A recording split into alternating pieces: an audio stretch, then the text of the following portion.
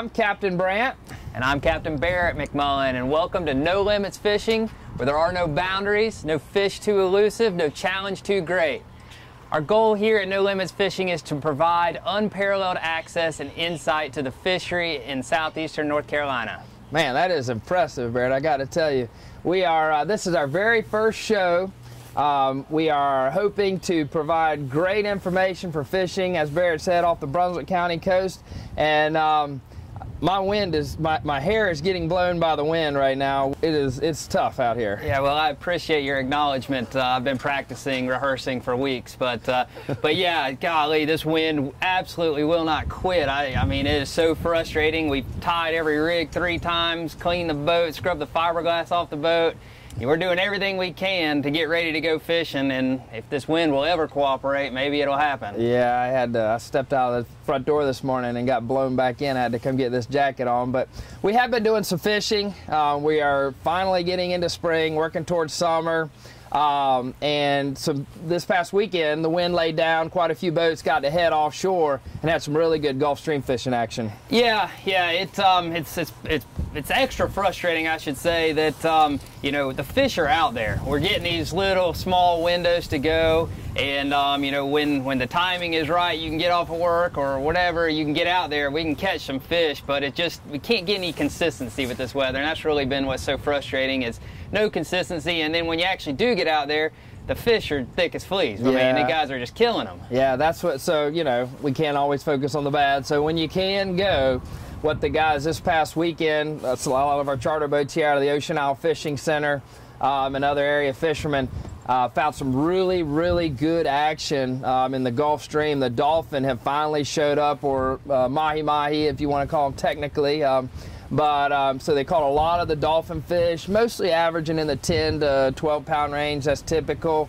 But we saw fish up to 30 pounds, and then there's still tuna, blackfin tuna mostly mixed in, and some wahoo as well. So, you know, really good consistent action if you can get there. Yeah, that's same reports I've been hearing, and you know, like you said, dolphin is probably the big news on the offshore scene right now with the arrival. They are absolutely a migratory fish, and just like a light switch, you know, overnight they show up, and when they come in herds, and you can really do well with them. But you know, in addition to the dolphin, like I said, we got blackfin tuna and a few wahoo out there, which is, you know, providing a little bit of variety. And quite frankly, with the inconsistent weather that we've had, these cold nights or warm days or vice versa, the water temperatures really hasn't stabilized. So it's really, truthfully, been Gulf Stream or nothing. Yeah, but I mean, that is true. And you know what we're seeing that, but as we move into these warmer days, we have started to see a little bit of action closer to shore. I know you and I tried to fish last week in the stream, and we got outside the inlet. It was too rough, and the water temperature on the beach was 62. Well, just 2 days later, one of our charter boats went out, and the beach water temperature was 68, and they started catching Spanish mackerel. So yeah, it's like you say, inconsistency is the theme of the year so far. But you know, as we move forward here next week, things will stabilize. We are going to have a summer. Water temperatures are going to, you know, get over 70 degrees and stay there. You know, some more good news in the fishing world around here is on one of the days this week where the water temperature did get up, the first king mackerel are actually caught off some of the local piers. I believe Apache Pier in North Myrtle caught a couple kings, and then Oak Island, they caught a couple kings up there as well. So, I mean, that is, you know, if there's any one sign we all wait for is when is that first king going to be called off the pier? Yeah, that's a big sign, that first king mackerel, and I think it was Ocean Crest Pier that produced the fish, and Spanish along the beach. So, but what we can look forward to coming up as we move into the early summer months are a lot of Spanish mackerel on the beach. So that's a real easy access fishery.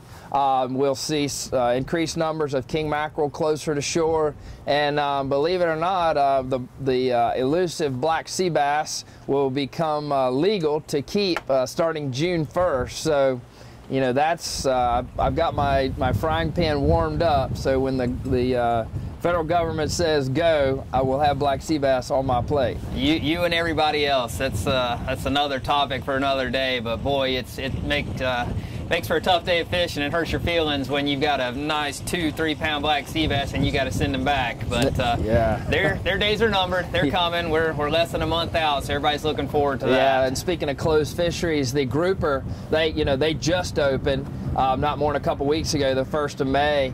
And so, you know, there have been some grouper coming in. Honestly, for the most part, early season, they're usually in a lot deeper water. So it'll be a little later before we see a lot of them come in. But I have had my first grouper meal of the season, so they're looking good there. Things are looking up. But you know, in addition to what's going on the offshore waters, the inshore waters, yeah, you know, it's having the same challenges in the inconsistency in the weather. However, it's probably a little bit less dramatic in here, because we have resident fish, year-round fish. So, yeah, you know, talking to some of the inshore guides, you know, the trout fishing is really picking up a good bit, and the redfish are always here. But I'd say probably the #1 staple fish in Brunswick County that is officially here, maybe in addition to the black sea bass, is flounder. Yeah, flounder, big fishery, and you know, speaking of that, you and I are mostly offshore fishermen, but let's cut away and talk to Captain Jeff Williamson with Get Busy Charters and get a good fishing report from him. Sounds great. No Limits Fishing with Captain Barrett and Captain Brant McMullen is brought to you by Ocean Isle Fishing Center, located at the base of the bridge on Ocean Isle Beach. For the fishermen, by fishermen. Welcome back to No Limits Fishing. We have Captain Jeff Williamson from Get Busy Charters here at the Ocean Isle Fishing Center on the line. Captain Jeff, can you hear me? I am on the line. Good deal. Well, just wanted to get in touch with you, see what's going on the inshore waters lately. The inshore waters are doing nothing but getting better. Despite the slow start to summer we're having, you know, last year by this time we were in the 90s, it seemed like, and this year, you know, we're still in the mornings fishing with a jacket.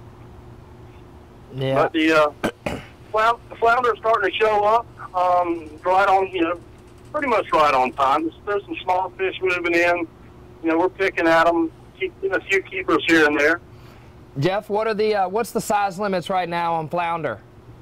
The flounder for North Carolina are 15 inches with that's nose to the tip of the tail with a 6 fish limit per person. I got you. Tell me, where are you finding most of the flounder now, and what's the best technique?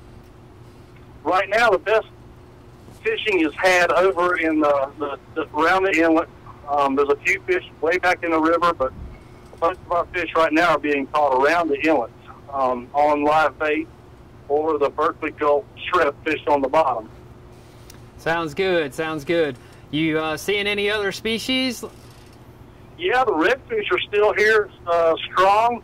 You know, we've in the last few years with the restrictions that we've had, you know, with the 1 fish per boat, you know, with the size of 18 to 27 inches in the slot, we have had an abundance of redfish. Redfishing is better than it's ever been in this area.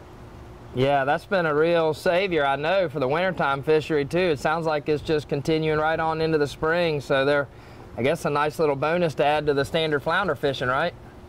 Absolutely. You know, then on the charters, it's a really aggressive biting fish and a hard fighter. So now that the water's starting to warm up, you know, during the winter when it's cold, they're a little lethargic. But now that the water's getting up in the low 70s, man, they really fight hard. Sounds good. What are you expecting, from a fishing forecast standpoint over the next couple weeks? What should we be looking for in the inshore waters? Well, the flounder fishing is going to do nothing but get better. We've got the inshore challenge coming up there at the fishing center for flounder, and I just look for the flounder fishing just keep getting better. Captain Jeff, thanks so much for the report, and we'll look forward to talking with you here as we get into the summer. Sounds good. I appreciate it, guys. All right, thanks a lot, Captain Jeff, for that report. It is really, really good to hear that the flounder are starting to, really get biting, and that's such an important fish to the inshore guys, for sure. Oh yeah, it is, and it sounds like those guys are having a lot of the same issues as the offshore guys are, which is a lack of stability in the weather and water temperatures, and just an inconsistent pattern of what the fish are doing right now. But all is not lost. May is here, June is coming, the weather will stabilize. It's a fact. Things will get more predictable, and us fishermen won't have to think so hard. Yeah, and moving over back into the offshore side, we've got Captain Wally from Oak Island Fishing Charters on the line. Let's talk to Wally and see what he has to say. Wally, are you there? Yes, sir. How you doing, Brant? I'm doing all right, man. Hey, give me an offshore fishing report. What's been going on? We finally made it offshore on Friday, and the wind quit blowing. Lots of mahi, small wahoo, and the grouper wanted to come home with us too. Wow, that's impressive. Sounds like you did a little bit of everything, top water and bottom fishing. What depths were you in? The trolling fish, the mahis and the wahoos, out there about 200 feet. The grouper, 90 feet. Gotcha. Give me a little bit of info on your technique as far as catching the wahoo and the dolphin. I mean, colors, and what were you fishing? What were you finding best success with? The wahoo fishing was all black and purple sea witches. The mahi fishing was live bait with a kite. Live bait with kites? Is that what you said? Yes, sir. Kite fishing. Wow, kite fishing. Is that something you normally do out there in the deep water like that? No, sir. Just had a one man on the boat with me. We was able to just experiment a little bit, trying something different. That sounds really awesome. I bet the strikes were incredible with the kite up like that. Watching the fish swirl around the bait, trying to stalk their bait, that was awesome. Great. Well, what about the grouper deal? What's going on there? The grouper fishing was by accident. We had some bait left over from mahi fishing, and we made a little pit stop on the way home, and it was every drop. Big old scamp. How deep of water was that? 90 feet. 90 feet, man. That sounds that's not too deep at all. That would be good fishing there. Yes, it was. 29 miles it out. That's what made it even better. Well, that's pretty hard to beat. Sound like you had a full day there. Is there anything you didn't catch? We were going to try to catch some cobia that we heard go out there swimming around, but we didn't have enough gas. Yeah, I hear you. Well, give me a forecast. What are you looking for over the next coming weeks? I think the grouper are going to 2 down, and hopefully it's going to happen Friday and Saturday. How about some of the nearshore stuff? What are you seeing there? Seems like the last few days before the wind just picked back up, we were catching some king mackerel on the beach. Been catching good numbers of Spanish, and the big sharks have started showing up also. I gotcha, man. That sounds good. Sounds like things are coming together here after all this unstable weather we've had this spring. So hopefully we're on the right track. But man, we certainly appreciate getting to talk with you today, and glad you had some success out there. And hopefully we can talk again here soon. Sounds good. Thank you, Brant. I'm not sure if I'm supposed to feel excited or frustrated from that report. As we're sitting here on the dock again, 20-knot winds, can't get out there to catch all those fish that we know good and well are sitting out there waiting on us. Yeah, Wally is a great report, and he is one heck of a good fisherman. So, they are out there, but that is what charter captains are for. I mean, they know what they're doing, so, He is absolutely one of the best, a living legend around this area. He's also a legendary storyteller, so yeah. we got to filter some of his stories sometimes. He has been known to stretch the truth a little bit, but the fishing, no doubt, sounds very positive, as we've talked about the weather holding us back, but it is good to hear that Wally did so good and had such a positive report. No doubt, but Now it's time to shift gears and refocus on some of our adventures. And boy, we've got something coming up that's really neat. One of our No Limit adventures. Yeah. We headed up to this past early spring. We headed to Oregon Inlet to chase the giant bluefin tuna, and we had a great experience. And I know you guys are going to like this adventure.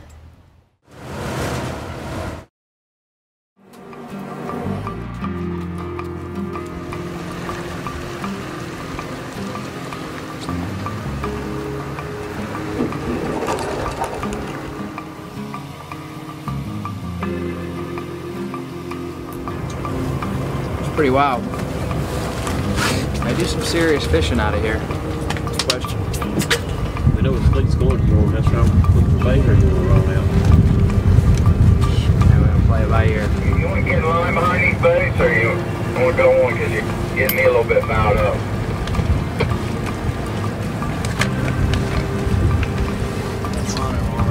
Go straight red. I got the mono. I got the. We can try straight red.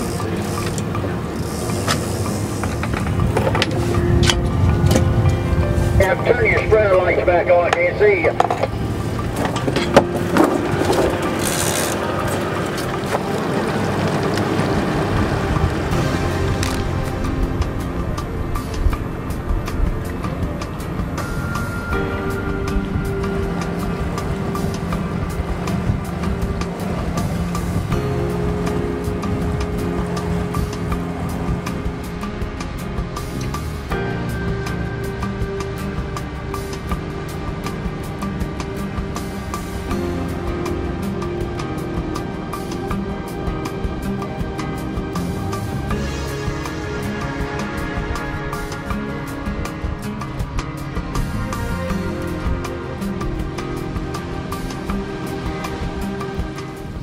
Actually, I was just listening to these guys on the radio. Sound like the bite slowed down. The bite slowed down the last couple days, but they said they were getting the marks, which means they're seeing the fish, but apparently they weren't biting that good, which could mean these bluefish could pay off big. If we get the marks, if we got on the fish,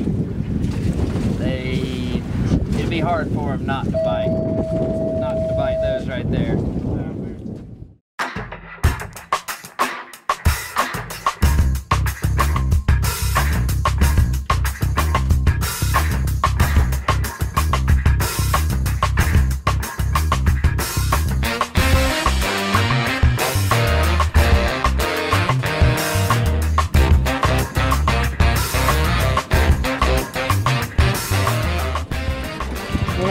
Not yet. You see that maneuver? What's this little trick you got going on? This is called bridling. It's nothing uncommon. This is how they sailfish down in South Florida with the live bait.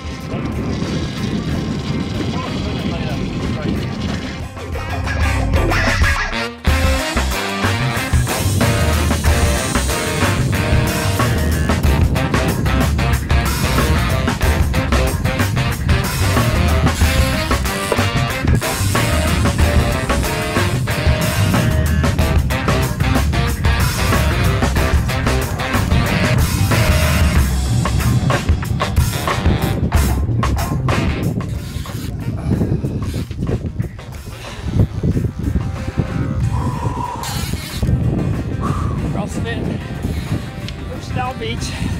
I'd like to thank them for at least getting me this far. About an hour at least. I think he gets worn down.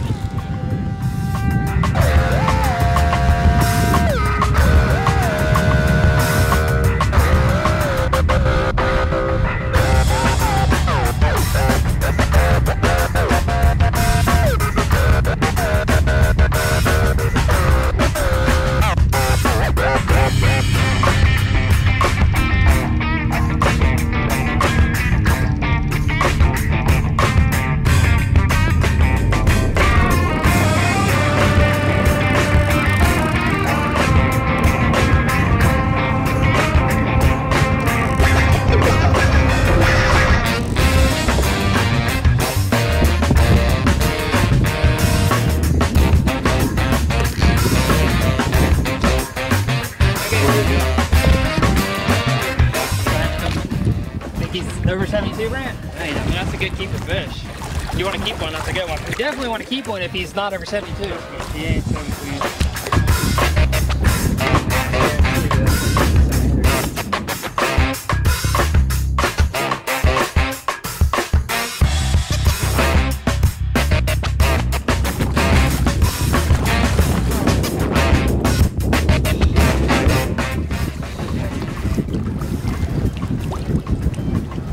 Alright, it ain't pretty, a little gory, but we are gonna make dinner out of him. 1 or 2 dinners. 1 or 2. What we normally do right here, if you were actually trying to learn, wanting to do this at home, the proper thing to do here to get a fish, or as long as he's not too big, you can actually take a fish bag, like a insulated fish bag, open it up, lay it across right here, wet it down, makes it slick like a slide board. Fish will slide right in. We go by the philosophy of working harder, not smarter. Thus, we're going to attempt to pull him in the boat, but if we fail, then we do have a fish bag. We'll have to dig it out. Okay, get his head over the...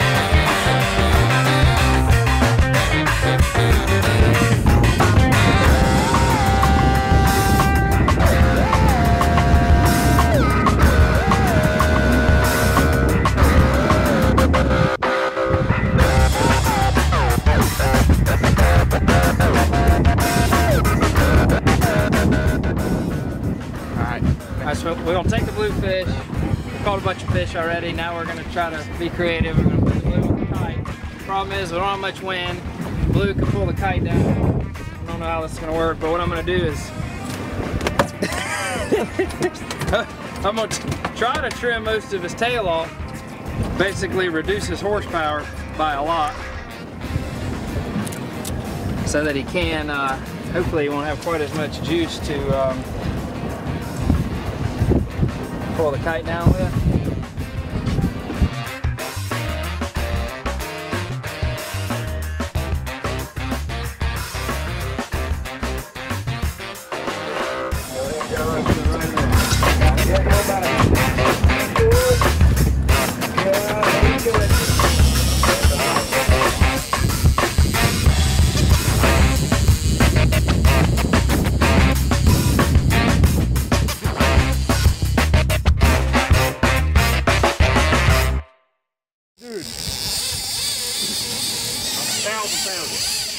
You know how big this fish is? Oh, God. I ain't shitting. That's a 1,000-pound fish. Gotta be. That is the biggest one I've ever seen.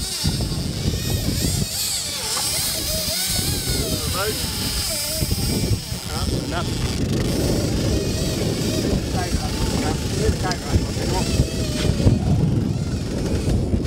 Where you need to change your angle. Back to drag off, change your angle. Alright, go to the front corner. Go ahead and get the kite in there.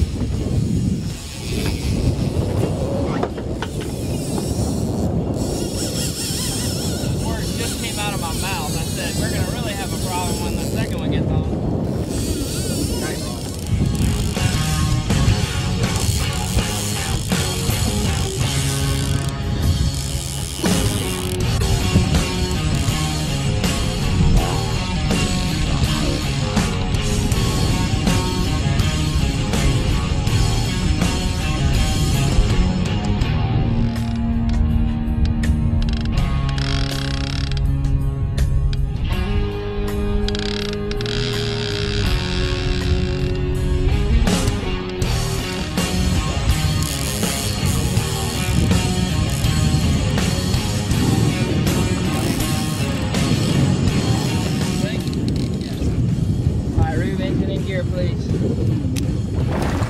I'm way off of it.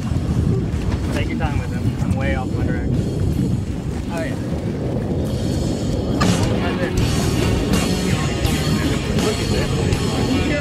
Good one. They came over there to like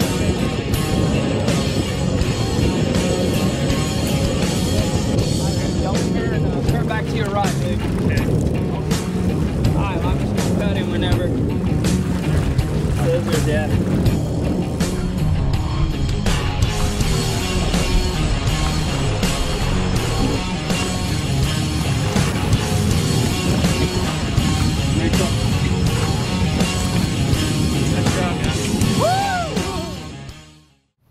Man, that sure was an incredible adventure. Barrett, how do you feel? It looked like you had quite a workout through that. Well, needless to say, I've got a few bumps and bruises from that deal. I'm sure everybody at home probably noticed that we were missing some vital pieces of equipment as we ended up fighting those fish out of the rod holders for the most part. Yeah, it looks like you've got it. Yeah, what you needed here, which didn't do much good then, but the piece of the puzzle that we were missing through that was the fighting harness. So we've got you suited up here just kind of to give an example of how we should have. Do as I say, not as I do, I think would be the word. That's right. And, you know, the first fish, we tried fighting them without a harness, stand up, and that only took a short while to figure out that wasn't going to last very long. So we ended up moving to the rod holders because we forgot the stand-up harness, which that's what I'm in right now. And this simply is a mechanism to allow you to tangle with fish of that size, you know, upwards of 500 pounds, you know, and save your back and arms from just pure destruction. Yeah, you use your body weight. Kind of give us an example. See, as Barrett rocks back, he would be raising the fish, and then he rolls forward and gains line. So rather than using the pulling of your arms and the lifting of your back, you're actually using your body weight to rock back. It's, I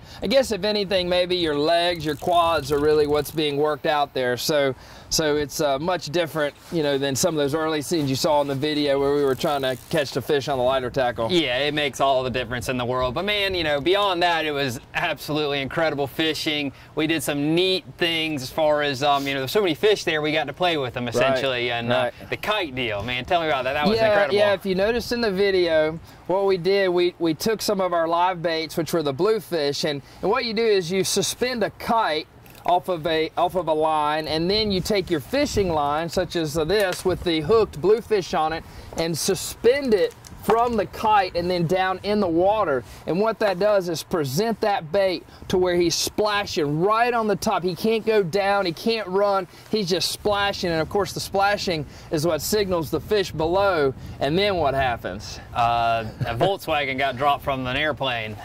Yeah, just massive. I don't know how big that fish was. He looked to be 1,000 pounds when he bit, but he just absolutely exploded on that bait, and it was the most incredible strike I've probably ever seen. It was unreal. But you know, it was very neat to see that. And another kind of cool thing that I thought throughout the day was we actually were able to mark the tuna on our depth finder, so we knew when we were about to get a bite. Yeah, you heard me actually mention early on in the show about getting the marks, and that's actually talking about seeing the bluefin on your recorder. And then we actually had the scenes when we're fishing of seeing the fish. Those, if you saw the depth finder, we did a cutaway of it with those red streaks coming across the screen. That was actually single giant bluefin tuna, you know, 200 to 500, 800. I mean, the state record was caught, you know, this time last year. I think it was 800 and some pounds. So, you know, they're just down there. Yeah, and you know, once you see them on your machine and they're down there,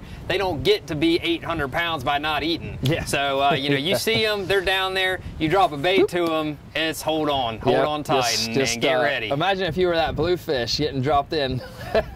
No thanks. That wouldn't be any fun at all. But it was a good time, a really good adventure, and we're really looking forward to the next one. No doubt, and we appreciate you guys joining us for our first edition of OIFC No Limit Fishing. We're excited about this series, and we can't wait for the next show. Hopefully you'll come back and join us then. Take care.